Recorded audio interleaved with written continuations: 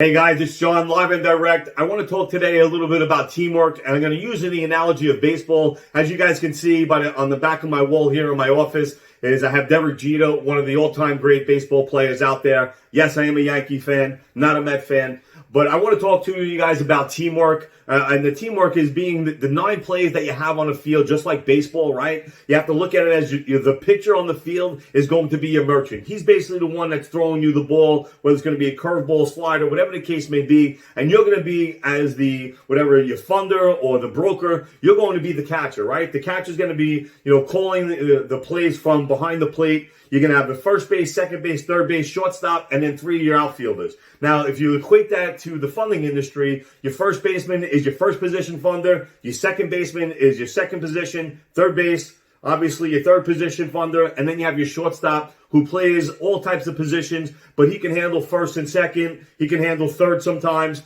So those are your main funders that you want to use. And then you have your outfielders. Now, your outfielders are going to be your different funders that handle, maybe off-the-wall types of deals that your normal funders aren't going to handle. So all in all, you're going to have about 8 funders to go to. And then on the bench, just like a baseball team, you have your replacement players. God forbid somebody gets hurt, you need to replace them. That's what you're going to do with those guys on the bench. So, all in all, if you have another 3 or 4 funders on the bench, let's just say, like your outfield position, he gets hurt in baseball, they replace him with a player on the bench. You're going to do the same thing when it comes to funding, right? If you're your outfielder, which is, let's just say, your deals that are like trucking, that need 2 trucks in the space, but they got to do $30,000 a month, and they stop funding those types of deals. You want to automatically replace that with somebody on the bench that's handling those files for you, especially if you're marketing to those specific industries. So once again, guys, when you're building a team, just like in baseball, you want to go to the World Series and win the championship, you have to build a strong team. You don't want 150 funders on your list to call and ask questions and send you a deal to 15, 20, 25 funders,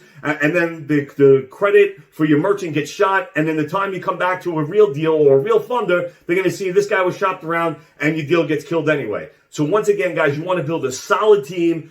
Get 8 to 9 funders, have some peripheral funders out there that are sitting around the bench to fill in the gaps on those off-the-wall deals that you get. But teamwork is key in this industry. And I promise you, when I tell you this, is that if you have those 8 or 9 guys that you use all the time, you're going to build such a rapport with those funders that every time you send them a deal, they're going to go out of the way for you, not only with better buy rates, but with more capital. Once again, guys, hit me up, info@Direct Merchant Funding, or call me at 877-FUNDING. If you want a little bit of guidance, or you want to join the team, become an ISO of ours, or you want to do some business in a box, once again, let's connect to go direct.